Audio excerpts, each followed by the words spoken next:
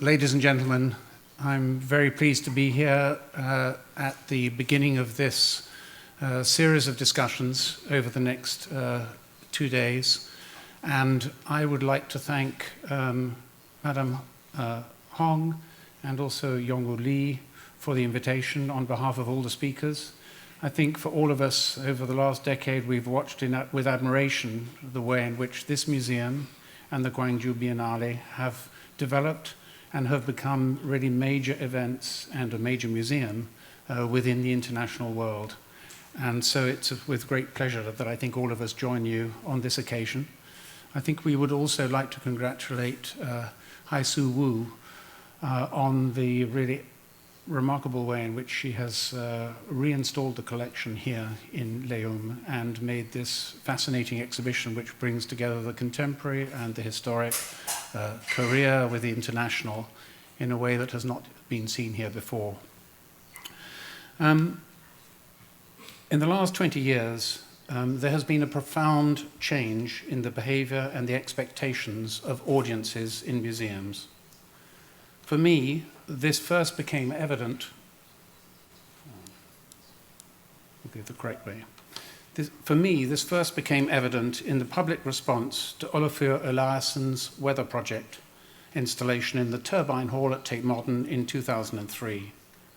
Whatever the intentions of the artist in creating this site-specific work in a former industrial building, the public took over the space and used it as an arena for its own interpretation and experience so that the work gained an unanticipated performative aspect. Similar, unprogrammed responses were prompted by Doris Salcedo's Shibboleth in 2006 and by this is Doris Salcedo's Shibboleth. Many of you will know this work as The Crack. But basically, it was a crack developed in the Turbine Hall, almost as though an earthquake had hit London. And then, of course, Carsten Holler's test site, also in the Turbine Hall in 2007. In part, these changes may be due to the fact that the Turbine Hall itself has become a new kind of interactive space within the museum. Not a gallery, not a space simply for study, research, or indeed commerce, but rather a space for social interaction in the presence of art.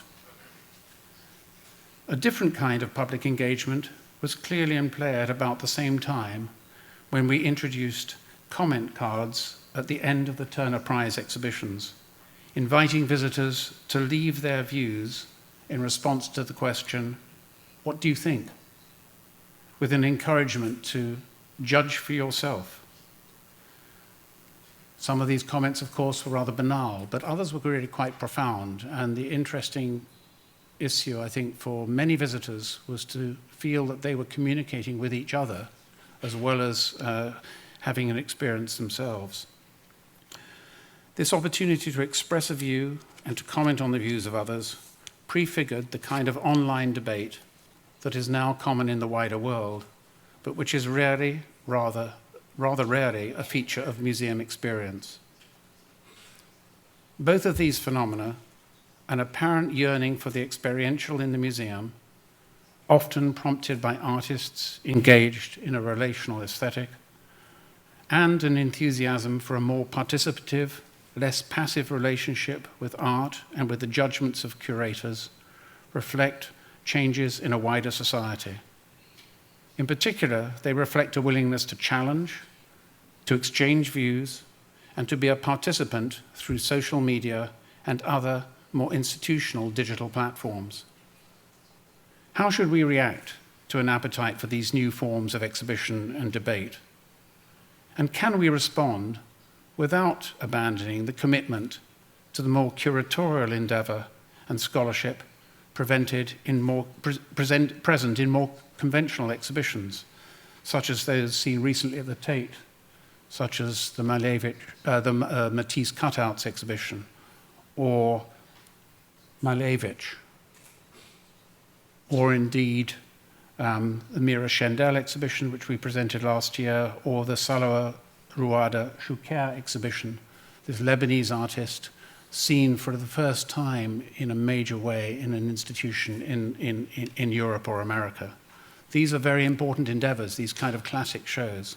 But on the other hand, there are many changes taking place in museums and audiences that we need to respond to.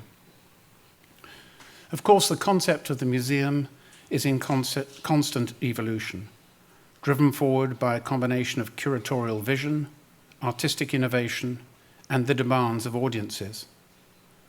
The process began with the translation of the idea of the private collector's Kunstkammer into institutions that functioned in the interests of the public. In 1753, the British Museum was established as a universal collection by Act of Parliament based on the principle of free admission, quotes, to all studious and curious persons. In the late 18th and early 19th century age of enlightenment, the opening of national galleries arranged according to school was intended both to elevate and to educate in the histories of art and in the achievements of nations. In the late 19th century, a more scholarly and historicist approach, introduced by Schude in period room displays in Berlin, reflected a culture in which the decorative arts also had their place. By the mid-20th century, this had given way in Barr's MoMA to a respect for each discipline, some explanation of their relationships, but nevertheless a more restrained series of displays in which objects were generally isolated and considered from an aesthetic as much as from a social point of view. In the 60s, two significant developments were led by artists, and they changed the nature of museums, sometimes with the support of curators. The first was an engagement with the space of the museum itself, testing the ability of the institution to respond to site-specific works and those on an environmental scale. Richard Serra's seminal work, Splashing, 1969, conceived for a show at Leo Castelli's Warehouse Gallery, is now known only through photographs and from Serra's own 1992 recreation of the work as Gutter Splash, two-corner cast at the DuPont Museum at Tilburg. Exhibitions like When Attitudes Become Form in Bern and Oplöse Schreven in Amsterdam, both in 1969, demonstrated the need for a new kind of museum space to present minimal and conceptual art. Such space emerged in institutional form only a decade or more later and was exemplified by the installation of the Krex collection in a former textile warehouse in Schaffhausen. Here we see Joseph Beuys at Schaffhausen in 1982, and by Richard Koszalek and Frank Gehry's brilliant adaptation of a former police garage, the Temporary Contemporary, in Los Angeles in 1984. The decision to take Bankside Power Station and to adapt it as a museum of modern art for London, with the Turbine Hall remaining in its original form, owed much to the success of these examples and to the enthusiasm of artists for showing their work in spaces that broke the convention of the white box. The second development of the 60s that challenged the convention of the museum was the emergence of happening and performance as a discipline lying between the visual arts, theatre, dance, and music. Initially, such events took place in warehouses, commercial galleries, theatres, and studio spaces. But in the early 60s, the Stedelijk Museum in Amsterdam, under the direction of Willem Sonberg, embraced such activities as part of a program that was intended to open the museum and engage the public in a much more democratic way. Exhibitions like De l'Abbey, seen here, or Dynamic Labyrinth in 1962, with Rauschenberg, Spurey, Tanguy, and here Marshall Rais, and others, presented interaction as a principle of art. In another sphere, Joseph Beuys began to develop his ideas about social sculpture, eventually manifesting itself in his 100-day free international university at Documenta 5 in 1982. But with the exception of some of the smaller independent institutions like the Walker Art Center in Minneapolis, Sonberg's bold lead was not followed, and museums generally retreated away from participation and performance into more conventional forms of presentation that left the visitor in a much more passive relationship with the object. The first challenge for the Museum of the 21st Century is therefore to create spaces that can accommodate the way in which artists work and develop a program for those spaces that reflects a desire by the public for a more active engagement with art. And here we see the extension for Tate Modern taking form at Bankside in London. This slide was taken a few weeks ago. The building, of course, will be clad in brick eventually and will open in 2016. There are signs that even the larger, slow-moving institutions are beginning to respond to the need to provide these kinds of spaces. The new tank spaces at Tate Modern occupy the former oil tanks of the power station and now form the foundation of this extension. They sit below this space. And some of you in this room undoubtedly would have seen some of the events, performances, and installations that we installed in those spaces in 2012-13. They began with performances by Anna Teresa de Kiersmacher, a film by Aldo Tambellini, an installation, and of course other installations including work by William Kentridge. MoMA has recently announced plans for their new building that will include a new grey box designed for performance. Both institutions are also presenting performance works in the principal spaces in the museum, with MoMA showing Marina Abramovich's The Artist is Present in 2010, and Tate presenting Tino Segal's These Associations as the final work in the Unilever series of the Turbine Hall Commissions in 2012. Both works were characterized by the direct engagement of the audience as participants in the work. Tate and MoMA now have curators with responsibility for performance art, and both are engaged in historical research and on the task of representing historic performance works. This new respect for performance has also encouraged Tate to develop a form of commission that occupies a new space, the virtual. Since 2012, with the support of BMW, Tate has been commissioning a series of performance works under the rubric Performance Room. These are presented through live web broadcast with no audience present, but thousands viewing across the world in real time. Each performance is followed by a live interview in which questions are taken from viewers mailing in from different time zones. And amongst the performers have been here, for instance, Joan Jonas or Jerome Bell or Callie Spooner here. And finally, as an example, Ragnar Kjartansson. Beyond the space of the buildings and the range of the program, an even greater challenge is to recognize the museum is increasingly not simply a space for observation, instruction, and experience, but also one for personal development and learning through participation. We seek to test ourselves, to reflect on our identity, on our relationships with others and with the world. In this respect, the museum becomes a place for debate and discussion, more like a laboratory or a university. The development of digital communication allows us to enrich this experience through the use of mobiles on site. It can precede or follow a visit, or indeed be undertaken independently of the physical location. And here at Leeum, you have a perfect example of how the digital can be used even when you're walking through the museum in the most wonderful series of presentations about the collection on a handheld device. The public fascination with TED-style lectures and debate online is simply one indication of the new appetite for such remote engagement. These programs and activities will require new approaches, new kinds of publication, new kinds of spaces, quiet spaces within the institution for listening and response. And at Tate Britain, we've created a new digital studio. There's a curious connection between the slide you're looking at the moment and this slide. You move forward notionally 200 years.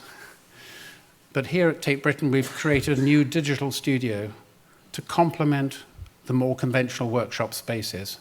And at Tate Modern, we plan to use 2 floors of the new building for visitor engagement in a framework that will offer possibilities for learning, debate, and creation. And I'm going to speak about that in a few moments. Over the past 50 years, museums have become places where we engage in social as well as learning activity.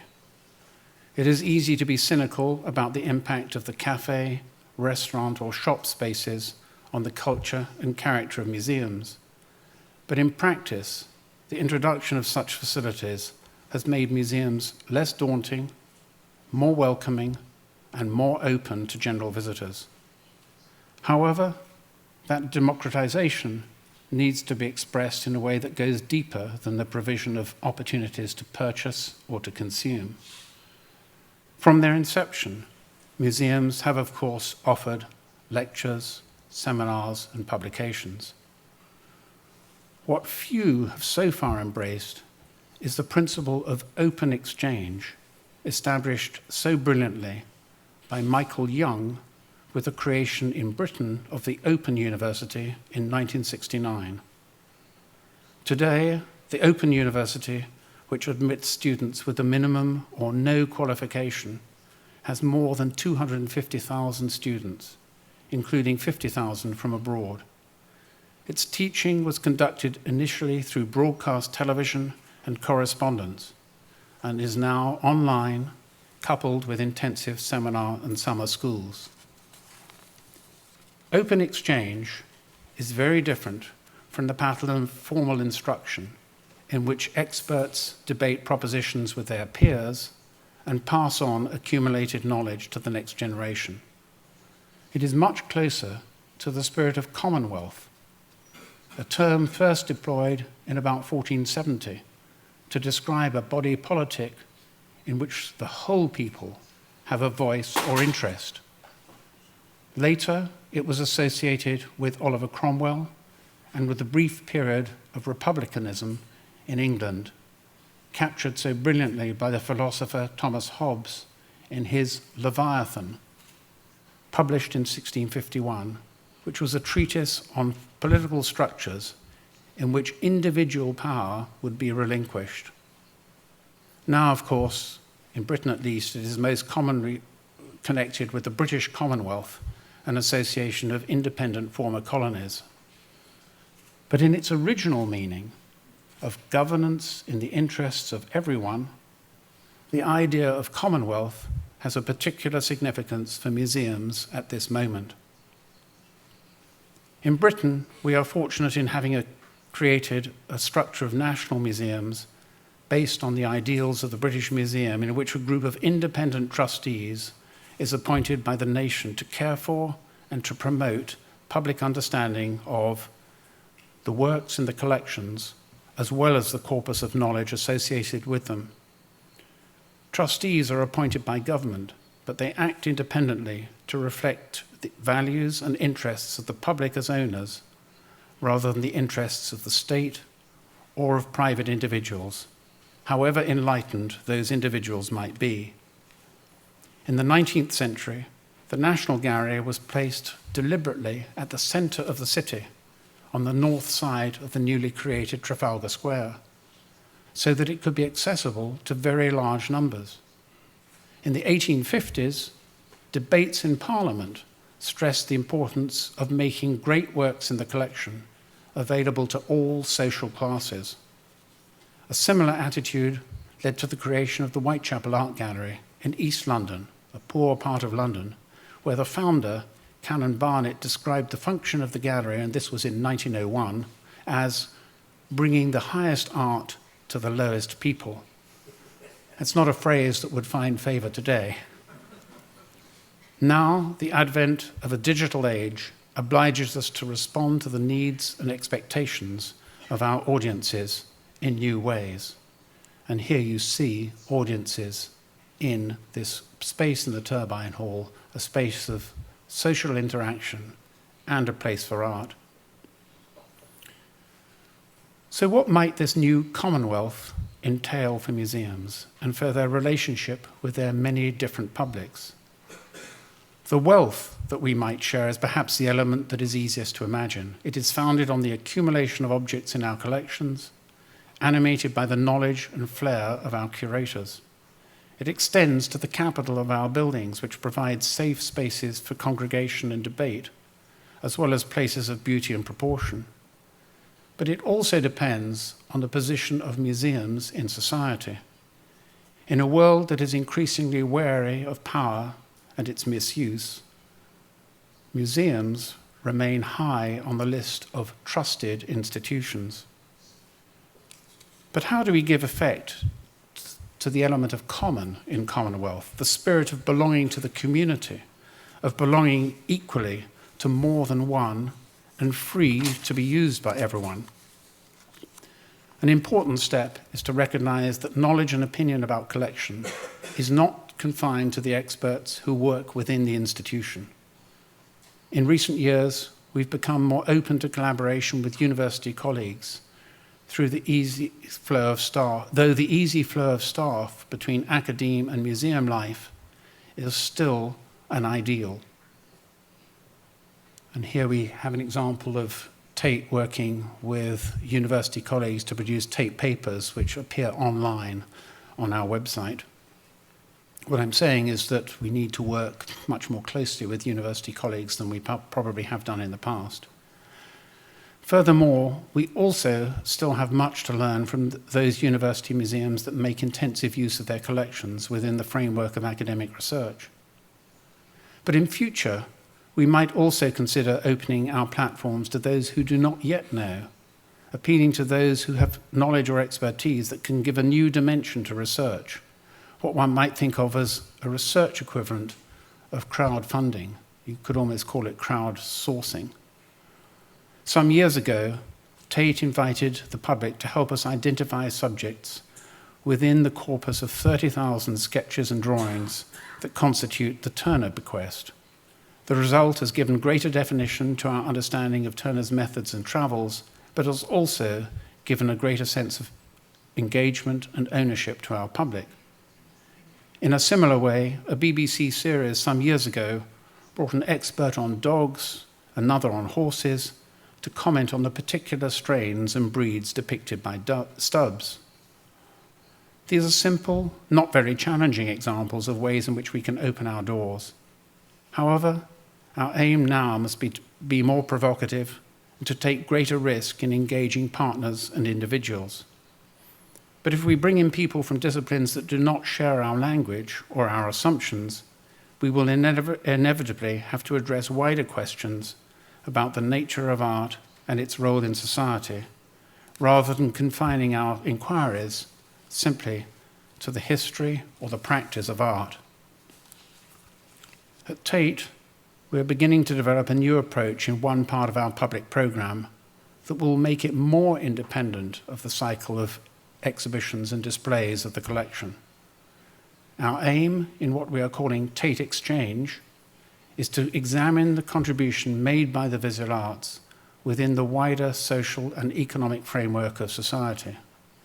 We want to explore in depth, but also from conflicting and contradictory positions, some of the bigger questions and themes of our age: living in cities, migration, issues of sexual and social identity, the consequences of globalism.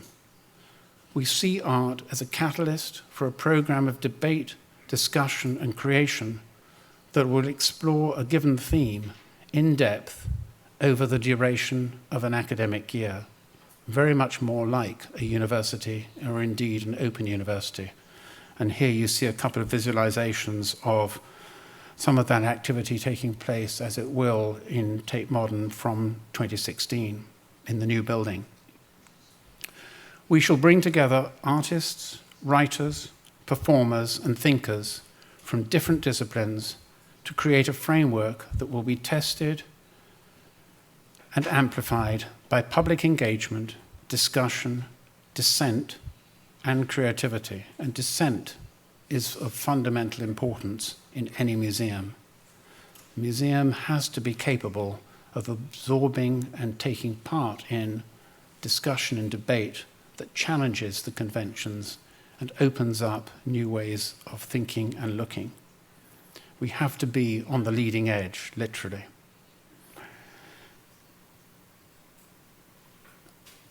So artists will lead activities. Activities will include conventional lectures, seminars, and workshops, but also the creation of clusters and conceivably microsites, through which each group will work on particular topics.